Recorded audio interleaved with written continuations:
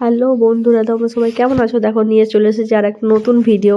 এগুলো দিয়ে আমি কি করবো বলো তো? এই আয়নাটা নতুন করে ডেকোরেশন করবো। এগুলো হচ্ছে আমার তুলি। আমি এই কাজগুলো করি। কাজ করি বলতে ব্লাউজের উপর আঁকি, ডিজাইন করি বিভিন্ন ধরনের। তো এই তুলিগুলো আমার দরকার হয়। তোমরা চাইলে কিনতে পারো। একটা হচ্ছে 404 তুলি, আর একটা হচ্ছে 000।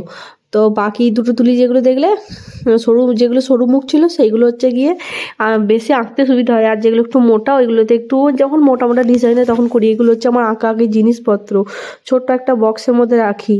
তো এই উডেন দিয়ে আমি আগে এঁকে নিই, তারপরে আমি তারপরে আমি ফেব্রিক দিয়ে কালার করি। দেখো এই আয়নাটা হচ্ছে গিয়ে অনেক দিনকার পুরোনো আয়না। তো আয়নাটা আবার নতুন করে ডেকোরেট করছি। এগুলো রাবারগুলো দিয়ে কী করেছিলাম জানো তো? কাল রাতে ফেভিকল আঠা ছিল আমার কাছে, তো ফেভিকল আঠা দিয়ে চিটিয়ে রেখে দিয়েছিলাম। আর এইগুলো আমার কালারগুলো ফেব্রিকগুলো।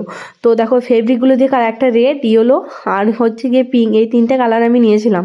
আমার একটা ভুল হয়ে গেছিলো, এই রেড কালারটা দেওয়ার পরে না আমি তুলিটা ধুইনি। তো তুলিটা না ধুয়ে আমি হলুদ রঙের যে কালারটা আছে ওইটা না তুলিটা দিয়ে আমি যখন কালারটা করতে যাচ্ছি তখন দেখছি অরেঞ্জ কালার চলে এসেছে। তো কী করবো, দিয়ে আবার অরেঞ্জই করে দিলাম।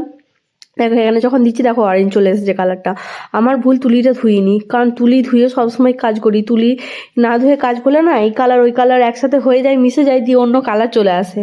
দিয়ে তারপর আবার আরেকটা বাটিতে করে জল নিয়ে দেখো তুলিটা আমি আবার ধুয়ে নিলাম। তুলিটা ধুয়ে আবার এই পিঙ্ক কালারটা দিলাম। খুব সুন্দর লাগছিলো। লাস্টে যখন আয়নাটা পুরোটা হয়ে গেছিলো না, তারপরে এই চারিদিকগুলো দেখছো ছোটো ছোটো ছোটো ছোটো গোল করে আয়নার ছোটো ছোটো গোল করে ঝিনুকগুলো দিয়েছিলো, এগুলো আমি হোয়াইট কালার করে দিয়েছিলাম।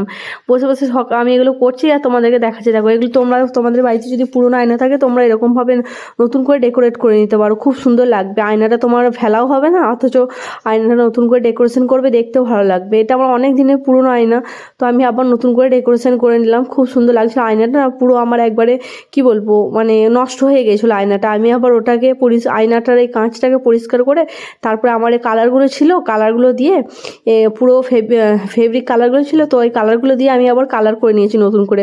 আমার মাথায় আসছিল না যে আয়নাটা আমি নিয়ে কী করবো। আয়নাটা ভাবছিলাম ফেলে দিয়ে, তারপরে দেখছি না, এগুলো দিয়ে আমার DIY ক্রাফট ভিডিও হয়ে যাবে। তো তোমাদের সাথেও শেয়ার করলাম। তোমাদের কাছে যদি এরকম পুরোনো আয়না থেকে থাকে তো এরকম নতুনভাবে আয়নাটাকে সাজিয়ে নিতে পারো। দেখো খুব সুন্দর লাগছিলো। শেষে আয়নাটা যখন হয়ে গেছিলো না, দারুণ দেখতে লাগছিলো আয়নাটা।